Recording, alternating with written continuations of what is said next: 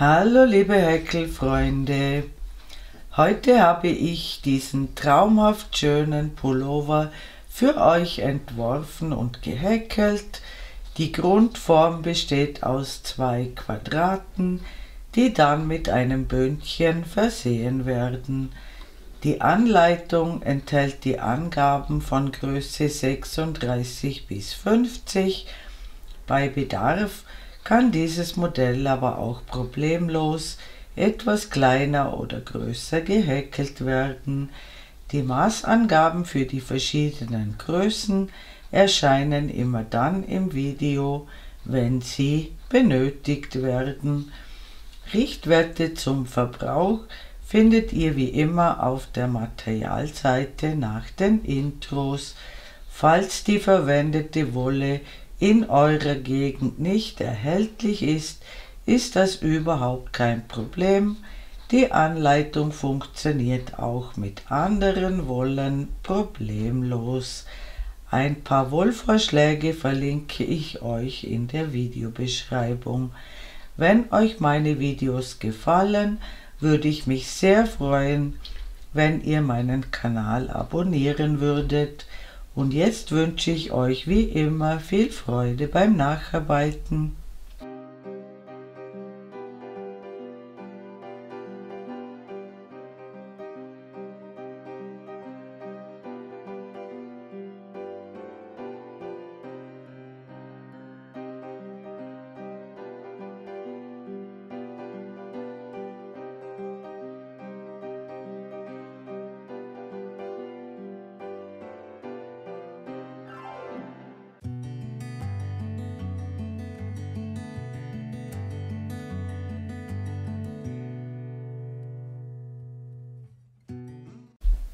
Für diesen Pullover nehme ich die Shawly von Alison & May. So ein Knäuel hat 150 Gramm und 735 Meter Lauflänge. Und ich nehme die Wolle doppelt. Es ist eine sehr dünne Wolle und ich häkle also mit 2 Knäueln gleichzeitig. Ich nehme einfach von jedem Knäuel einen Faden und ich verwende dazu eine Häkelnadel Nummer 5. Ich beginne mit einer Anfangsschlinge. Ich häkle 5 Luftmaschen. Ich schließe mit einer Kettmasche in die erste Luftmasche zum Ring. Ich häkle 3 Luftmaschen, die zählen als erstes Stäbchen und häkle weitere 15 Stäbchen in den Ring, sodass wir inklusive Ersatzstäbchen 16 Stäbchen haben. Ich schicke gleich voraus, die Maschenzahlen müssen immer genau stimmen. Ich häkle über den Anfangsfaden drüber, sodass wir den Ring später zusammenziehen können. Und wenn ich insgesamt 16 Stäbchen gehäkelt habe, sehen wir uns wieder. Willkommen zurück. Ich habe insgesamt 16 Stäbchen erhalten, inklusive Ersatzstäbchen. Und ich schließe in die dritte Luftmasche des Ersatzstäbchens zur Runde. Ich häkle zunächst 3 Luftmaschen, die zählen wieder als Stäbchen, und dann häkle ich weitere 2 Luftmaschen für den Abstand und ich häkle in jedes Stäbchen, das vorhanden ist, ein Stäbchen und dazwischen immer 2 Luftmaschen und wir erhalten genau 16 Kästchen. Und wenn ihr das gemacht habt, sehen wir uns wieder. Willkommen zurück. Ich habe bis jetzt 15 Kästchen gehäkelt. Das letzte Kästchen entsteht so: wir häkeln 2 Luftmaschen und schließen in die dritte Luftmasche des Ersatzstäbchens zur Runde, und es müssen ganz genau 16 Kästchen sein. Zählt das lieber nach, sonst stimmt alles, was später kommt, nicht mehr. Wir häkeln eine Kettmasche in das erste Kästchen hinein. Wir häkeln 3 Luftmaschen und häkeln jetzt im ersten Kästchen 2 zusammen abgemaschte Stäbchen. Das heißt, wir häkeln 2 nicht ganz fertige Stäbchen und am Ende maschen wir alle Maschen gemeinsam ab. Wir häkeln 3 Luftmaschen als Abstand und in jedes Kästchen häkeln wir 3 zusammen abgemaschte Stäbchen. Das heißt, wir häkeln immer ein halbfertiges Stäbchen 3-mal und dann haben wir 4 Schlaufen auf der Nadel und die maschen wir alle gemeinsam ab. Die erste Noppe ist immer ein bisschen anders, weil wir hier ja mit 3 Luftmaschen starten müssen. Wir häkeln als Abstand 3 Luftmaschen und in jedes Kästchen häkeln wir eine Dreiergruppe aus 3 zusammen abgemaschten Stäbchen, und es müssen sich genau wieder 16 solche Dreiergruppen ergeben. Und wenn ihr das gemacht habt, sehen wir uns wieder. Willkommen zurück. Auch am Ende der Runde zwischen der letzten Noppe und der ersten Noppe brauchen wir 3 Luftmaschen Abstand und wir schließen in den Kopf der ersten Noppe zur Runde und häkeln eine weitere Kettmasche in die Lücke. Wir starten wieder mit 3 Luftmaschen und 2 zusammen abgemaschten Stäbchen. Hier haben wir nur 3 Fäden auf der Nadel und wir maschen alle gemeinsam ab. Und jetzt häkeln wir 2 Luftmaschen Abstand und häkeln in dieselbe Lücke noch eine Noppe, bestehend aus 3 zusammen abgemaschten Stäbchen. Wir häkeln 2 Luftmaschen Abstand, springen in die nächste Lücke und häkeln wieder 3 zusammen abgemaschte Stäbchen. Immer 2 Luftmaschen Abstand, eine zweite Dreiergruppe in die Lücke und nach jeder Dreiergruppe 2 Luftmaschen Abstand. Wir häkeln also in jede Lücke 2 Dreiergruppen und zwischen allen Dreiergruppen häkeln wir 2 Luftmaschen Abstand und es ergeben sich genau 32 Dreiergruppen, und wenn ihr das gemacht habt, sehen wir uns wieder. Willkommen zurück. Ich habe genau 32 Dreiergruppen gehäkelt. Auch am Ende brauchen wir 2 Luftmaschen Abstand und wir schließen wieder in den Kopf der ersten Dreiergruppe zur Runde und häkeln eine Kettmasche in die Lücke. Wir starten wieder mit 3 Luftmaschen und 2 zusammen abgemaschten Stäbchen in die Lücke. Wir häkeln 3 Luftmaschen Abstand und in jede Lücke häkeln wir 3 zusammen abgemaschte Stäbchen. Dazwischen 3 Luftmaschen Abstand und es ergeben sich wieder 32 Dreiergruppen und dazwischen 3 Luftmaschen Abstand, und am Ende der Runde sehen wir uns wieder. Willkommen zurück. Ich bin beinahe mit der Runde fertig. Auch am Schluss brauchen wir 3 Luftmaschen Abstand und wir schließen in den Kopf der ersten Dreiergruppe zur Runde und häkeln eine Kettmasche in die Lücke. Und wie gesagt, es müssen genau 32 Dreiergruppen sein.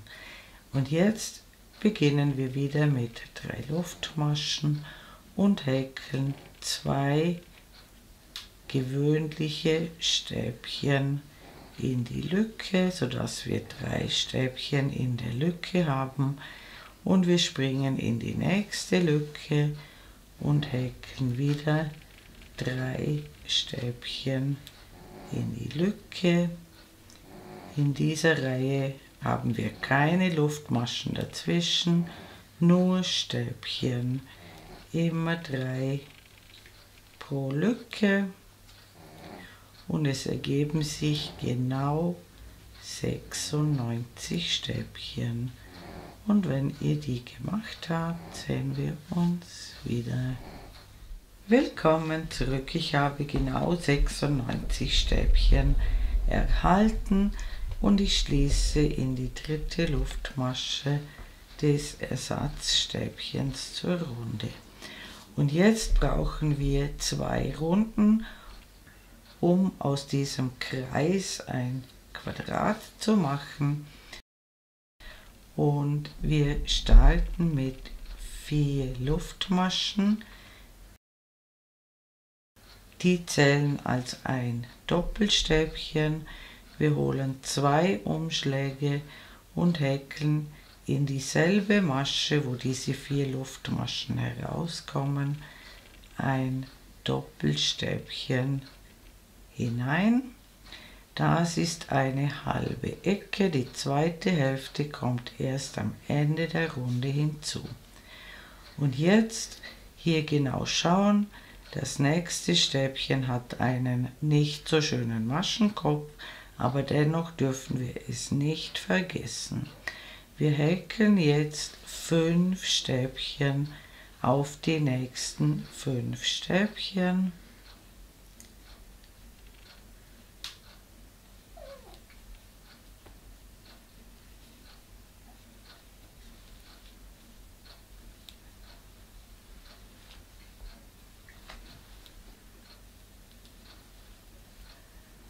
Dann häkeln wir auf die nächsten 5 Maschenköpfe 5 halbe Stäbchen.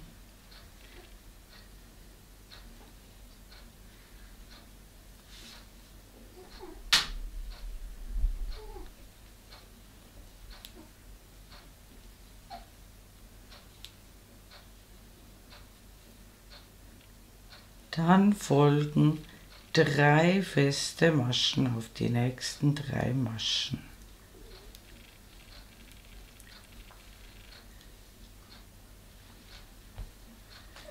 Dann häkeln wir wieder 5 halbe Stäbchen.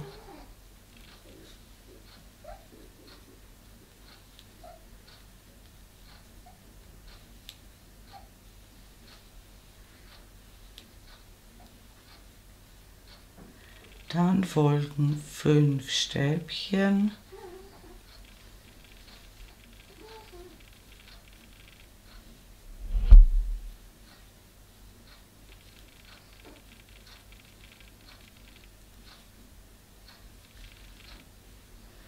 In die nächste Masche häkeln wir eine Ecke und die besteht aus 2 Doppelstäbchen in eine Masche,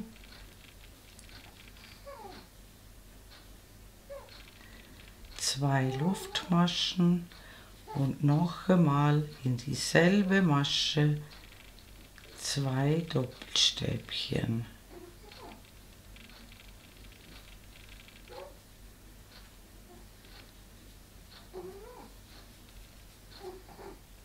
Wir haben eine Kante gehäkelt.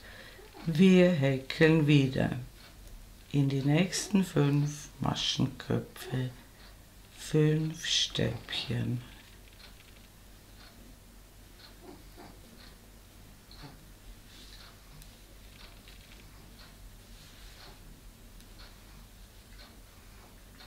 Fünf halbe Stäbchen.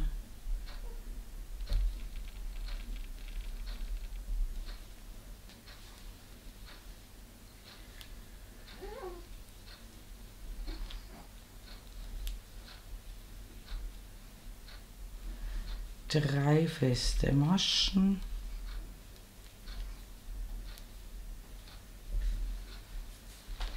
Fünf halbe Stäbchen.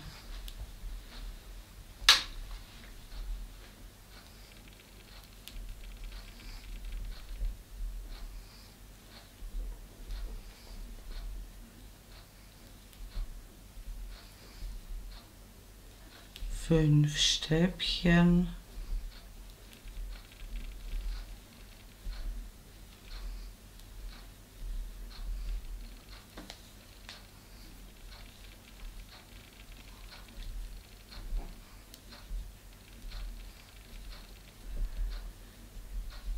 Die nächste Masche wird wieder eine Ecke. 2 Doppelstäbchen in eine Masche, 2 Luftmaschen und noch einmal in dieselbe Masche 2 Doppelstäbchen.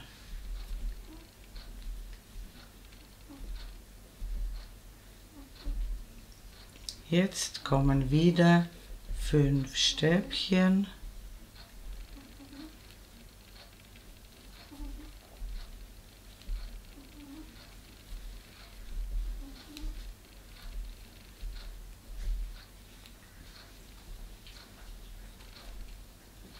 Fünf halbe Stäbchen.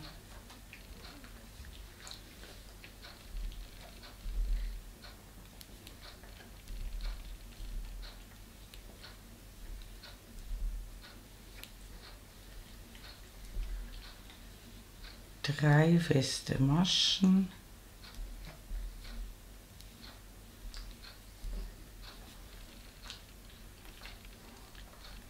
Fünf halbe Stäbchen.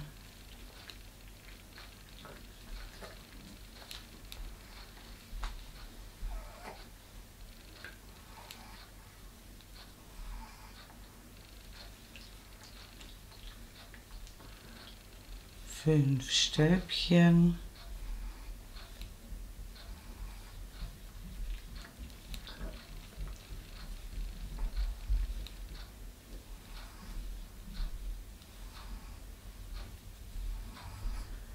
Und wieder eine Ecke, in die nächste Masche 2 Doppelstäbchen,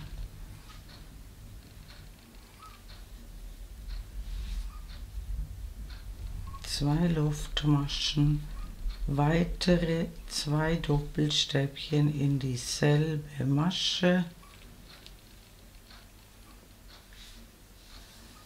und wieder 5 Stäbchen,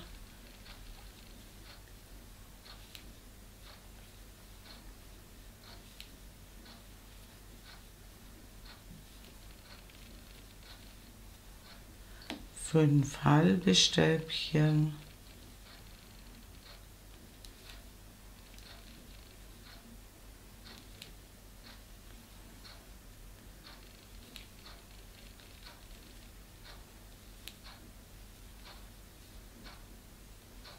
drei feste Maschen,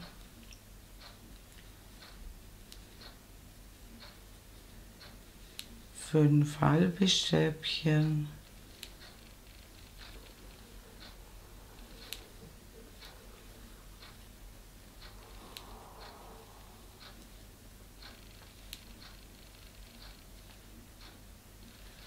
fünf Stäbchen,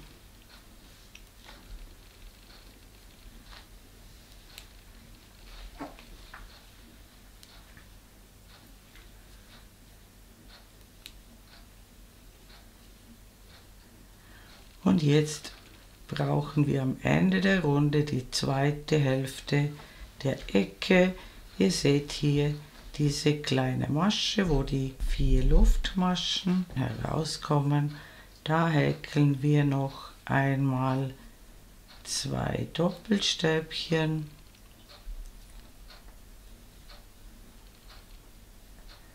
und wir schließen die Runde mit einem halben Stäbchen in die 4. Luftmasche des Ersatzdoppelstäbchens. Das Ganze sieht so aus. Wir haben noch kein perfektes Quadrat, daher häkeln wir noch eine Umformungsrunde. Wir starten wieder mit 4 Luftmaschen, die zählen als Doppelstäbchen und wir häkeln in die Lücke, wo das Doppelstäbchen herauskommt, ein zweites Doppelstäbchen hinein. Dann wieder genau schauen. Hier ist das Ersatzstäbchen und hier das nächste Stäbchen hat keinen so schönen Kopf. Trotzdem, beide Stäbchen müssen behäkelt werden. Wir häkeln jetzt 7 Stäbchen.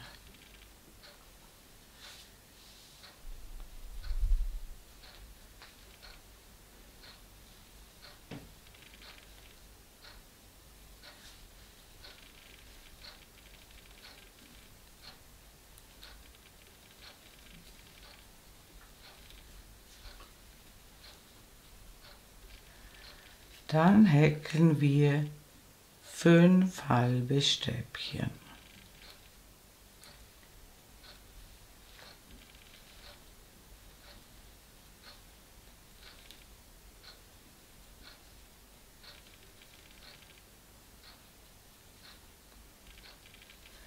Drei feste Maschen.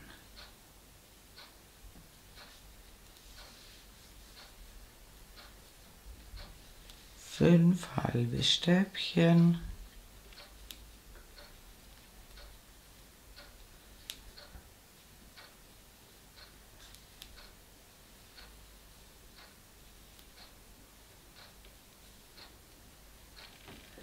Sieben Stäbchen.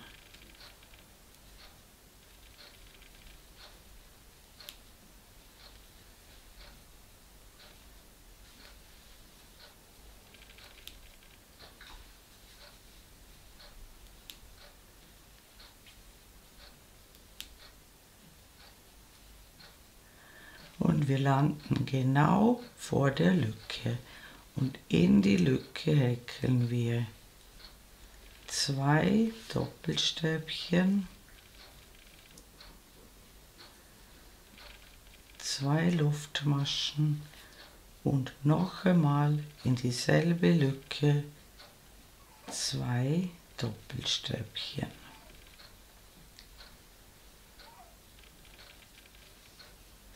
Dann wieder 7 Stäbchen.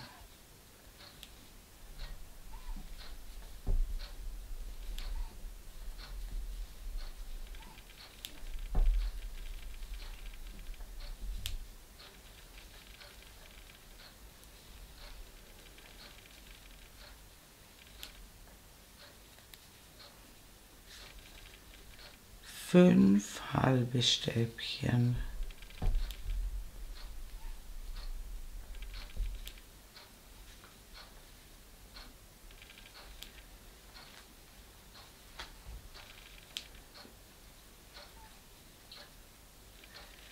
Drei feste Maschen.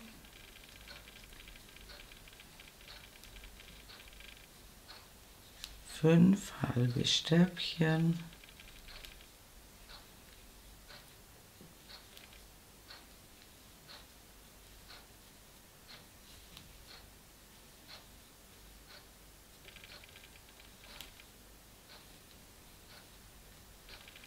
Sieben Stäbchen.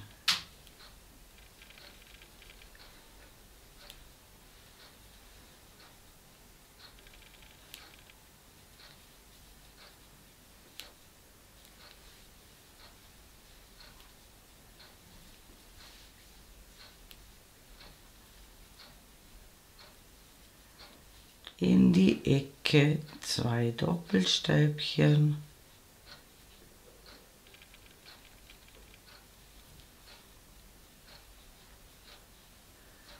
zwei Luftmaschen, weitere 2 Doppelstäbchen in die Lücke,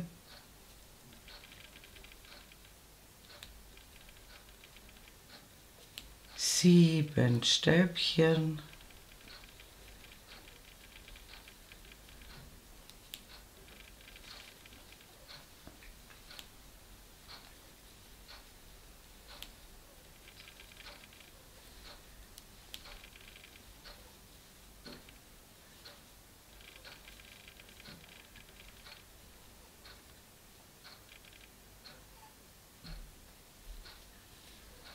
fünf halbe Stäbchen,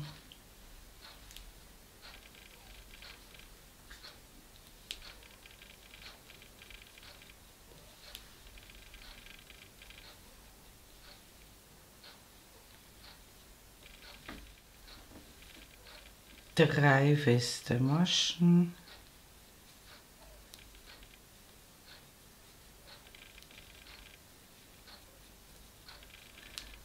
fünf halbe Stäbchen,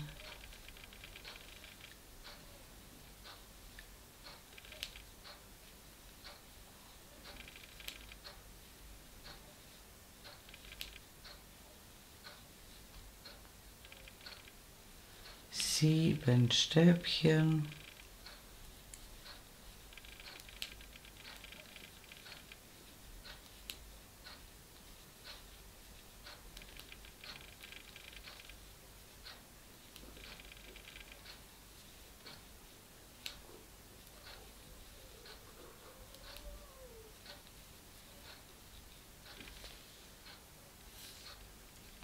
wir sind wieder bei der Ecke, wir häkeln 2 Doppelstäbchen,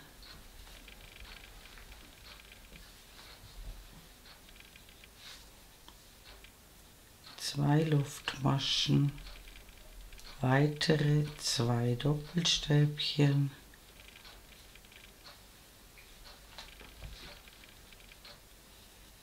sieben Stäbchen,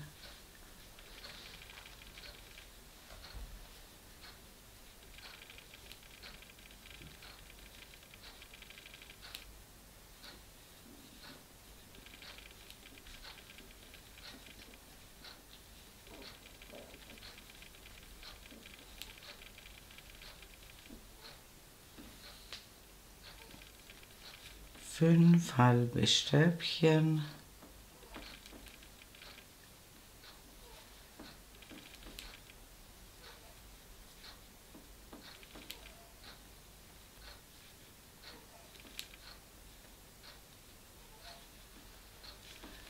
drei feste Maschen,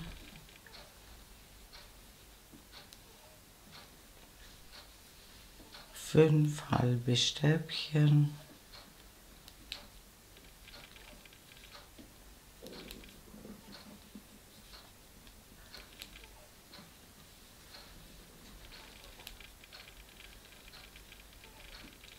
sieben Stäbchen,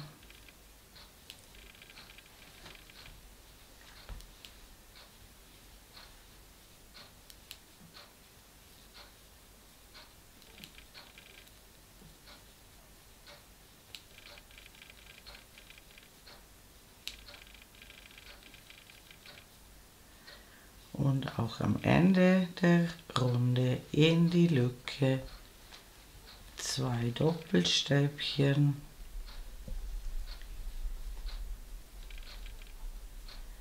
und wir schließen wieder mit einem halben Stäbchen in die vierte Luftmasche des Ersatzdoppelstäbchens. Das Ganze sieht jetzt so aus. Das Ganze ist jetzt quadratisch geworden. Ab jetzt beginnt jede Reihe mit 3 Luftmaschen, die zählen also ein Stäbchen und einem zweiten Stäbchen in die Lücke. Das ist eine halbe Ecke. Hier immer gut schauen, alle Stäbchen immer berücksichtigen. Wir häkeln eine Luftmasche, wir lassen das erste Stäbchen aus und häkeln auf das zweite Stäbchen ein Stäbchen. Eine Luftmasche, eins auslassen, ein Stäbchen häkeln, eine Luftmasche, eins auslassen, ein Stäbchen häkeln, also lauter Kästchen, und wir erhalten genau 16 Kästchen und an der Ecke sehen wir uns wieder. Willkommen zurück, ich habe bis jetzt 15 Kästchen gehäkelt. Wir landen auf der vorletzten Masche, wir häkeln eine Luftmasche und häkeln in die Lücke 2 Stäbchen, 2 Luftmaschen und 2 Stäbchen. Und somit haben wir jetzt von Ecke zu Ecke genau 16 Kästchen.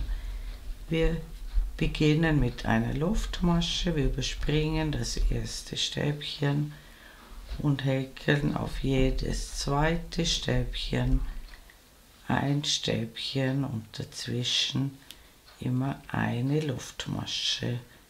Und wir sehen uns an der Ecke wieder. Willkommen zurück, ich bin wieder an der Ecke angekommen. Ich habe bis jetzt 15 Kästchen gehäkelt, bin auf der vorletzten Masche gelandet.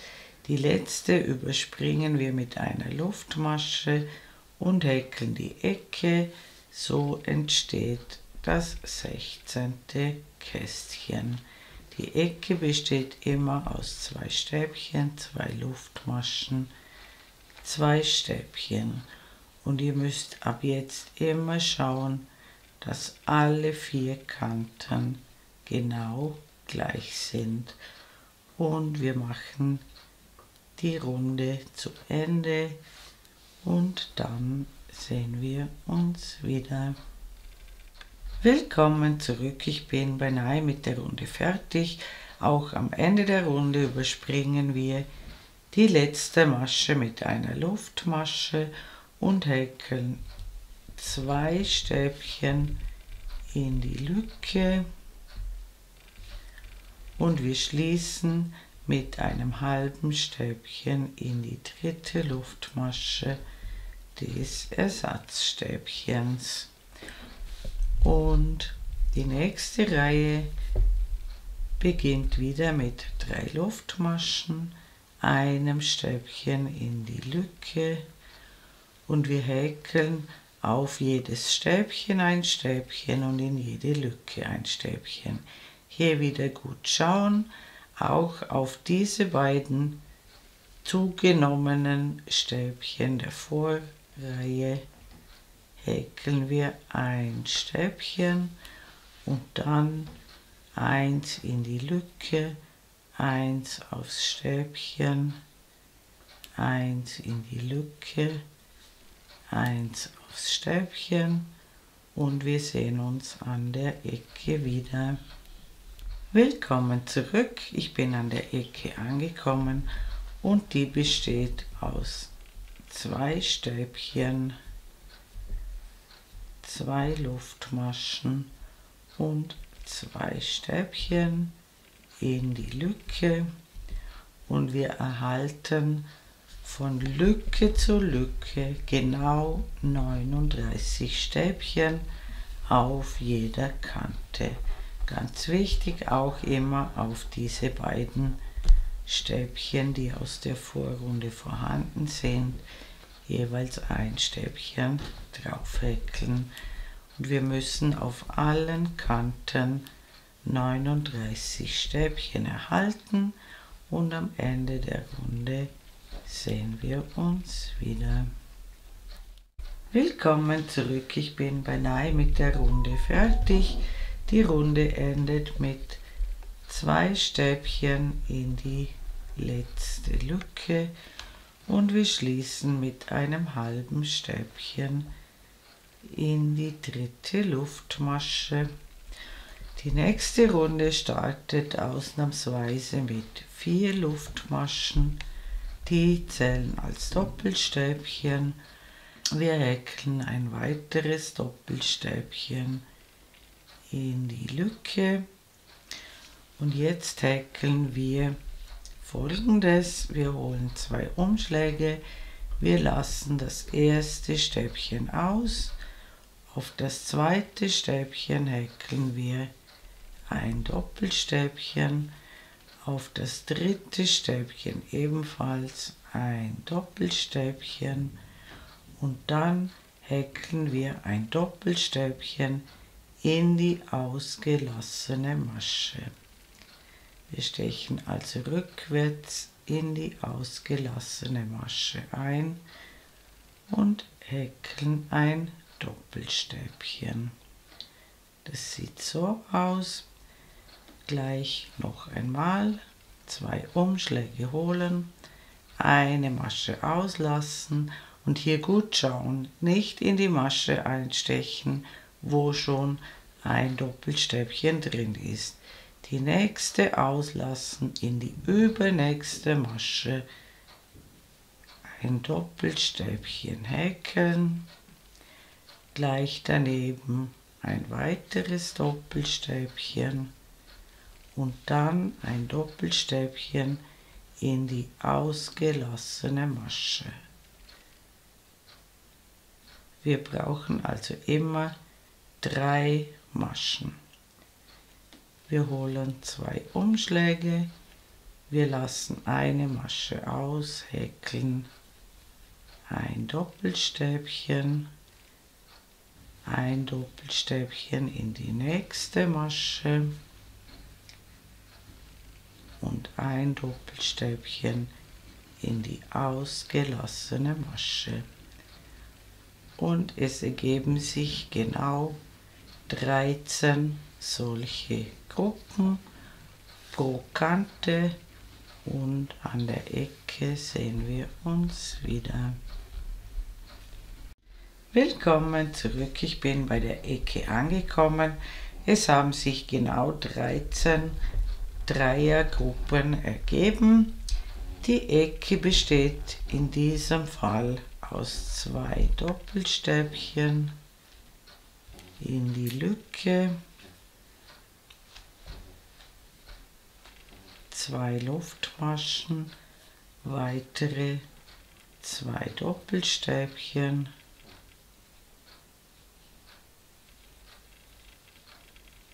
in die Lücke.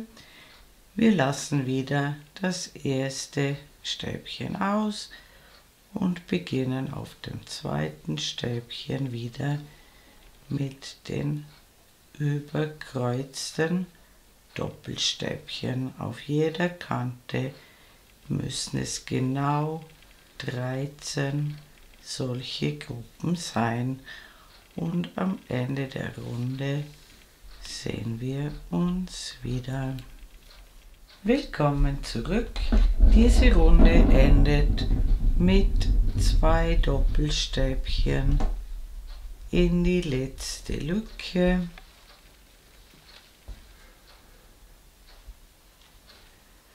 und wir schließen mit einem halben Stäbchen in die 4.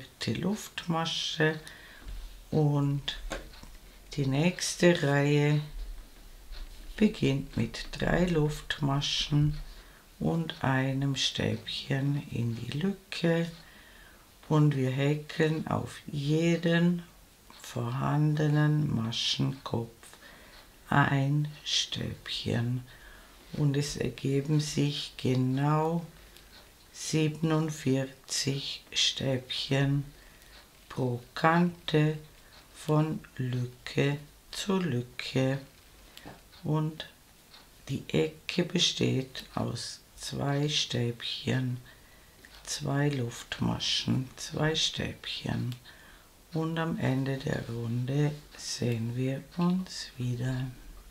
Willkommen zurück, ich bin rundherum gekommen. Auch diese Runde endet mit 2 Stäbchen in die Lücke und einem halben Stäbchen in die dritte Luftmasche. Die nächste Runde ist eine Noppenrunde. Wir beginnen mit 3 Luftmaschen und einem Stäbchen in die Ecke.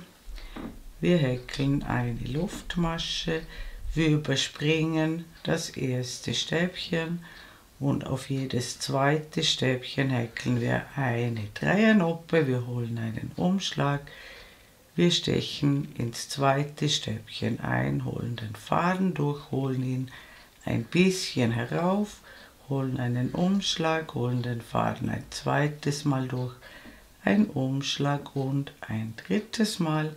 Wir maschen alle Schlaufen ab bis auf 2 und die maschen wir gemeinsam ab. Eine Luftmasche Abstand, eine Masche auslassen, eine Dreiernoppe häkeln,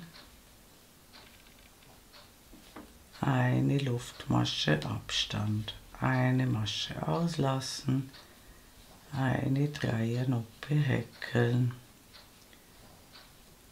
eine Luftmasche Abstand und pro Kante ergeben sich 23 Noppen und an der Ecke sehen wir uns wieder.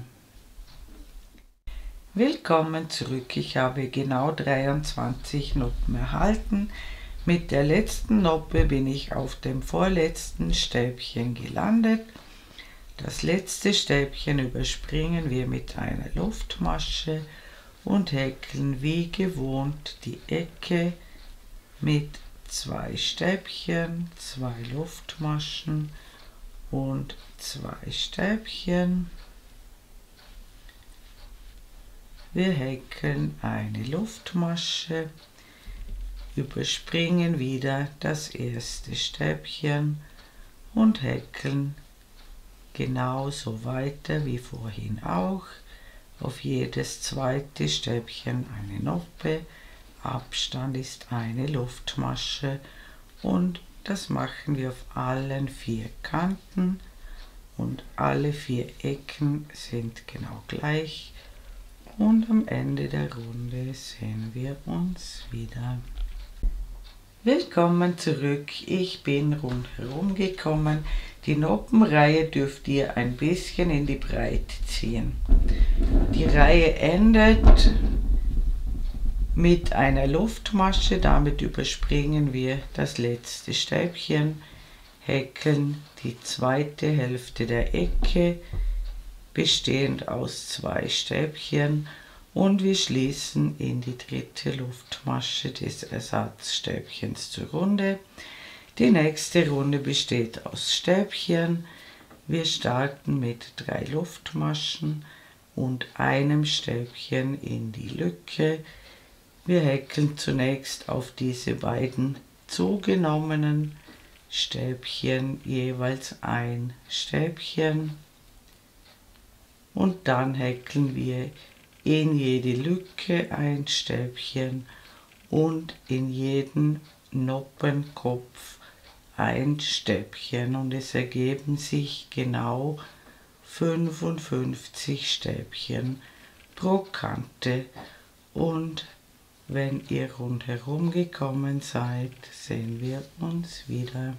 Willkommen zurück, ich habe die Runde beendet. Die nächste Runde ist eine Kästchenreihe, die haben wir hier unten auch schon einmal gemacht. Wir starten mit 3 Luftmaschen und einem Stäbchen in die Lücke. Wir häkeln eine Luftmasche, wir lassen das erste Stäbchen aus und auf jedes zweite Stäbchen häkeln wir ein Stäbchen, eine Luftmasche, eine Masche auslassen, ein Stäbchen, eine Luftmasche, eine Masche auslassen. Die Ecke bleibt wie gehabt mit 2 Stäbchen, 2 Luftmaschen, 2 Stäbchen und es ergeben sich genau 28 Kästchen pro Kante. Und wenn ihr die Runde gemacht habt, sehen wir uns wieder. Willkommen zurück. Ich habe auf jeder Kante 28 Kästchen erhalten. Die nächste Reihe ist wieder eine Stäbchenreihe. Wir starten wie immer mit 3 Luftmaschen und einem Stäbchen in die Lücke.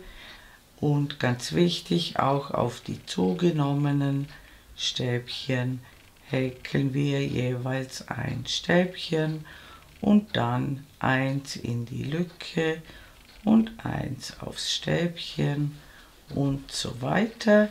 Und es ergeben sich pro Kante 63 Stäbchen. Und wenn ihr diese Runde gemacht habt, sehen wir uns wieder.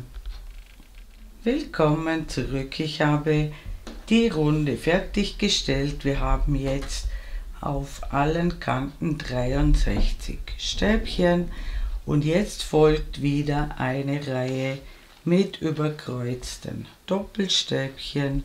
Das heißt, wir beginnen mit 4 Luftmaschen, einem Doppelstäbchen in die Lücke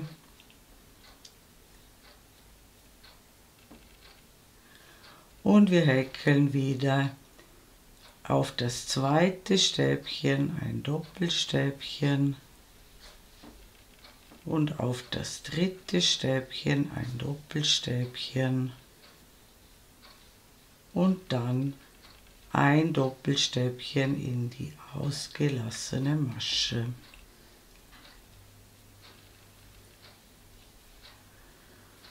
Und es ergeben sich genau 21 Dreiergruppen und die Ecken bestehen aus 2 Doppelstäbchen, 2 Luftmaschen und 2 Doppelstäbchen. Die Runde ist identisch mit der 11. Runde, nur dass sich mehr Gruppen ergeben. Und wenn ihr die Runde gemacht habt, sehen wir uns wieder. Willkommen zurück. Die Reihe endet mit 2 Doppelstäbchen in die letzte Lücke und einem halben Stäbchen in die 4. Luftmasche des Ersatzdoppelstäbchens. Und die nächste Reihe ist eine Stäbchenreihe, die beginnt mit 3 Luftmaschen und einem Stäbchen in die Lücke und wir häkeln auf jedes Doppelstäbchen ein Stäbchen und es ergeben sich genau 71 Stäbchen pro Kante. Die Ecke besteht aus 2 Stäbchen, 2 Luftmaschen, 2 Stäbchen und wenn ihr die gemacht habt, diese Reihe, dann sehen wir uns wieder. Willkommen zurück. Ich habe diese Stäbchenreihe beendet. Mein Quadrat ist jetzt ungefähr 50 x 50 cm groß. Das würde für die kleinste Größe schon genügen. Und wir häkeln jetzt so viele Stäbchenreihen dran, bis das benötigte Maß erreicht ist. Die Maße für eure Größe schreibe ich euch oben in die Ecke und ihr müsst jetzt nur diese letzte Reihe wiederholen und pro Reihe kommen pro Kante 4 Stäbchen dazu. Und wenn ihr euer Maß erreicht habt, sehen wir uns wieder. Willkommen zurück. Ich habe noch 2 Stäbchenreihen dazu gehäkelt für die Größe 40×42. Mein Quadrat hat ungefähr 55 cm.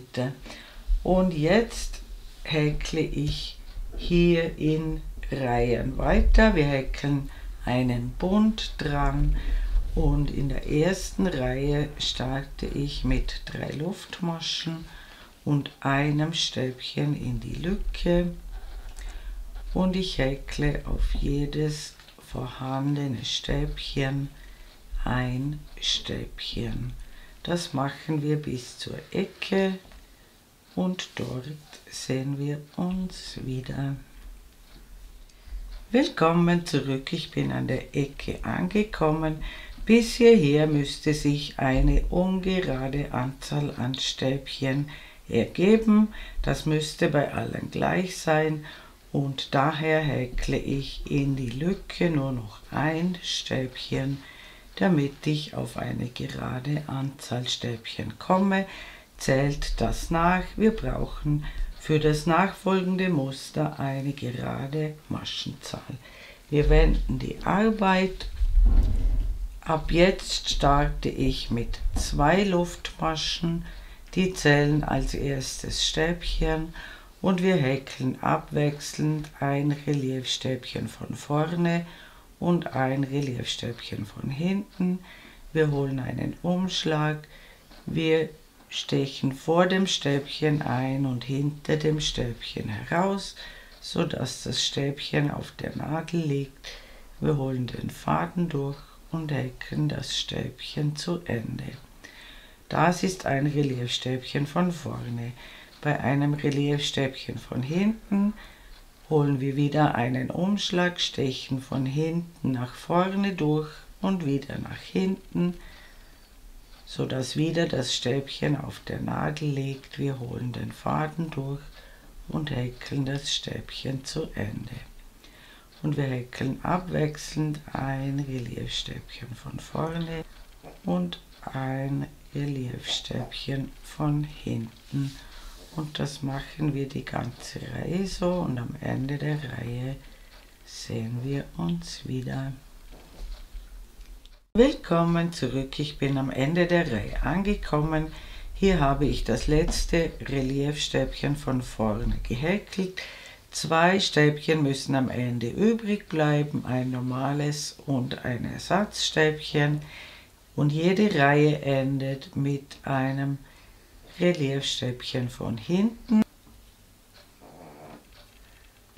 Und dann häkeln wir um das Randstäbchen herum noch ein normales Stäbchen. Das ist wieder unser Randstäbchen. Wir wenden die Arbeit und alle Reihen sind vollkommen identisch. Wir starten mit 2 Luftmaschen und häkeln ein Reliefstäbchen von vorne und ein Reliefstäbchen von hinten. Und am Ende der Reihe sehen wir uns noch einmal wieder. Willkommen zurück, ich habe wieder das letzte Reliefstäbchen von vorne gehäkelt. Hier bleiben 2 Stäbchen übrig. Das vorletzte ist ein Reliefstäbchen von hinten und das Randstäbchen häkeln wir um das Randstäbchen der Vorreihe. Und diese Reihe wiederholen wir, bis der Bund die gewünschte Breite hat. Ich werde ihn für mich ca. 8 cm breit machen. Mit der Breite des Bundes könnt ihr noch die Gesamtlänge des Pullovers beeinflussen. Und wenn ihr den Bund gehäkelt habt, sehen wir uns wieder. Willkommen zurück, mein Bündchen hat die gewünschte Breite erreicht. Ich beende die Arbeit mit einer Luftmasche, schneide den Faden ab, ziehe ihn heraus und ziehe ihn fest. Und jetzt brauchen wir ein vollkommen identisches Teil noch ein zweites Mal inklusive Bündchen, und wenn ihr das gemacht habt, sehen wir uns wieder. Willkommen zurück, ich habe ein zweites identisches Teil angefertigt. Ich habe die beiden Teile so aufeinander gelegt, dass die schöne Seite jeweils innen ist, und ich habe für den Halsausschnitt folgende Vorbereitungen getroffen. Zuerst habe ich genau das mittlere Stäbchen der beiden Teile markiert. Dann habe ich von der Mitte aus ca. 15 cm hinüber gemessen. Es sollten ungefähr 29 bis 30 cm für den Halsausschnitt offen bleiben. Und diese beiden Stücke schließen wir jetzt und dazu stechen wir in den Ecken durch beide Lücken durch und verknoten den Faden. Wir stechen noch einmal durch dieselben Lücken durch, holen den Faden durch, häkeln eine Luftmasche und schließen dann Masche für Masche die Schulternaht. Zuerst häkeln wir noch eine feste Masche in die Lücke und dann schauen wir, dass wir vorne und hinten immer dasselbe Stäbchen erwischen. Ihr könnt über den Faden drüber häkeln, dann ist der schon einmal versorgt und wir schließen jetzt Masche für Masche die Naht mit festen Maschen und zwar bis zur Klammer. Und auf der anderen Seite dreht ihr euch das Teil um und beginnt wieder von außen nach innen die Naht zu schließen. Und wenn ihr das gemacht habt, sehen wir uns wieder. Willkommen zurück. Ich habe beide Schulternähte geschlossen. Ich befinde mich jetzt auf der schönen Seite und ich beginne ganz nahe bei der Schulternaht, die ist hier. Gleich daneben steche ich ein und schlinge neu an.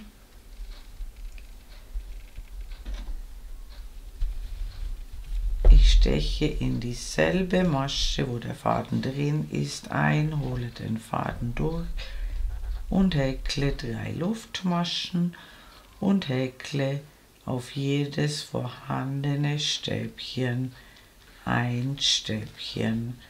Bei den Schulternähten schaut ihr, dass kein Loch entsteht und wir brauchen über die gesamte Runde eine gerade Maschenzahl und ich häkle Stäbchen, bis ich wieder hier ankomme und dann sehen wir uns wieder. Willkommen zurück, ich bin rundherum gekommen. Ich habe inklusive Ersatzstäbchen eine gerade Anzahl. Wir schließen in die 3. Luftmasche mit einer Kettmasche zur Runde. Wir starten ab jetzt mit 2 Luftmaschen und häkeln wieder wie beim Bündchen abwechselnd ein Reliefstäbchen von vorne und ein Reliefstäbchen von hinten und am Ende der Runde sehen wir uns wieder. Willkommen zurück, ich bin beinahe mit der Runde fertig. Die Runde endet mit einem Reliefstäbchen von vorne und dann schließen wir in die 2. Luftmasche des Ersatzstäbchens zur Runde, häkeln wieder 2 Luftmaschen und starten wieder mit einem Reliefstäbchen von vorne und dann einem Reliefstäbchen von hinten. Und ich werde den Kragen ca. 4 cm hoch häkeln, immer dieselbe Runde wiederholen. Im Anschluss werde ich einen Ärmel vorbereiten und den zweiten Ärmel machen wir dann gemeinsam. Willkommen zurück, ich habe den Kragen fertiggestellt und ich habe schon einige Fäden vernäht und ich habe einen Ärmel vorbereitet und auch hier die Nähte schon geschlossen. Ich habe den Ärmel oben dran gehäkelt in Stäbchen. Ich habe ihn so gemacht, dass er nach unten hin schmaler wird und mein Ärmel hat ungefähr eine Gesamtlänge von 45 cm. Das kann bei euch ein bisschen anders sein. Das findet ihr am besten durch eine Anprobe heraus. Und wie wir den Ärmel machen, zeige ich euch jetzt. Wir befinden uns auf der schönen Seite des Pullovers.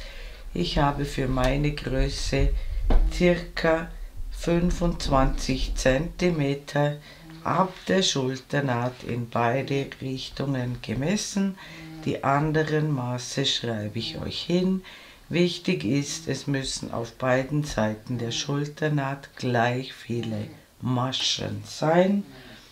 Und ich schlinge hier, wo der Maschenmarkierer drin ist, neu an.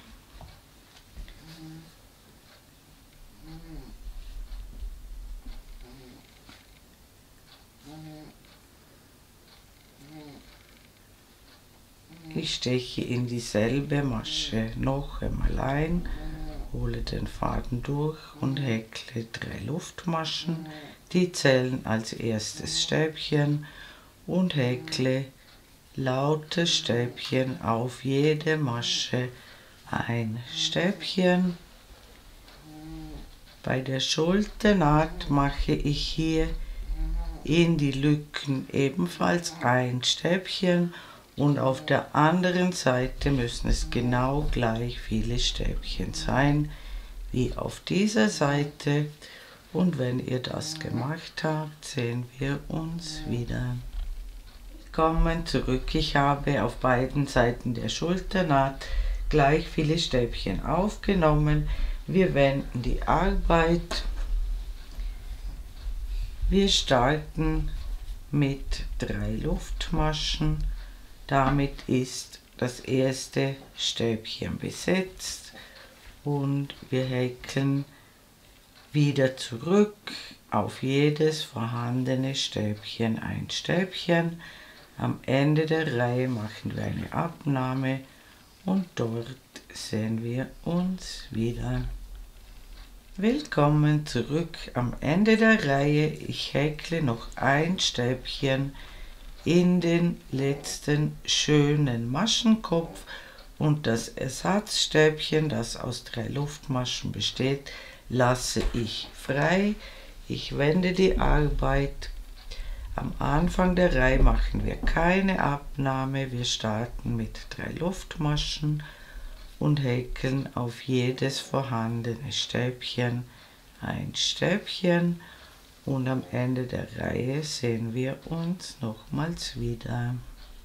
Willkommen zurück. Ich bin am Ende der Reihe angekommen. Auch hier lasse ich das Ersatzstäbchen frei und wir häkeln jetzt so weiter.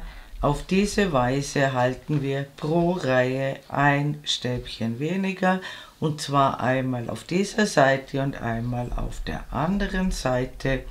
Ich würde den Ärmel jetzt circa 40 cm auf diese Weise hinunter häkeln, dann eine Armprobe machen und die endgültige Länge des Ärmels könnt ihr dann mit dem Bündchen bestimmen.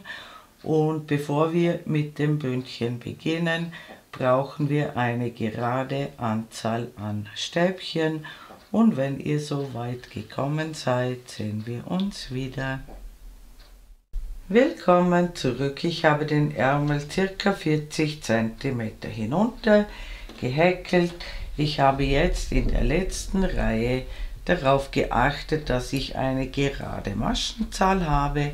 Ab jetzt beginnen wir mit 2 Luftmaschen und häkeln genau gleich wie beim Bund, abwechselnd ein Reliefstäbchen von vorne und ein Reliefstäbchen von hinten, und ich mache den Bund 5 bis 6 cm breit, und wenn ihr das gemacht habt, sehen wir uns wieder. Willkommen zurück. Ich habe den Bund an den Ärmel dran gehäkelt und ich habe den Pullover umgedreht, sodass die schöne Seite innen ist. Ich habe die Nähte mit ein paar Klammern fixiert. Wichtig ist, dass ihr darauf achtet, wo der Ärmel aufhört und der Pullover anfängt, dass der Übergang genau passt und auch hier beim Bund, dass die Reihen ganz genau zusammenpassen. Und ich häkle eine Luftmasche und da, wo am Rand Stäbchen sind, häkle ich um die Randstäbchen herum jeweils 2 feste Maschen.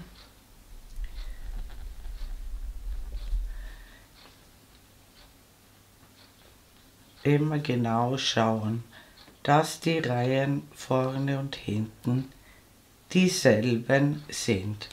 Hier mache ich bis unter dem Arm jeweils 2 feste Maschen pro Randstäbchen. Hier haben wir schöne Maschen, da schließen wir Masche für Masche die Naht und hier unten beim Bund dann wieder 2 feste Maschen pro Randstäbchen. Und wenn ihr das gemacht habt, macht ihr den zweiten Ärmel und die zweite Seite genau gleich. Dann müsst ihr nur noch die Fäden vernähen und unser wunderschöner Pullover ist fertig. Liebe Häkelfreunde, ich bedanke mich herzlich fürs Zuschauen. Ich hoffe, ihr habt viel Freude beim Häkeln dieses traumhaft schönen Pullovers und mein nächstes Video ist schon in Arbeit. Ich würde mich sehr freuen, wenn ihr meinen Kanal abonnieren würdet. Falls ihr mir ein besonderes Dankeschön zukommen lassen wollt, könnt ihr das mit dem Super Thanks Button unter diesem Video tun. Eure Karin aus dem Ländle.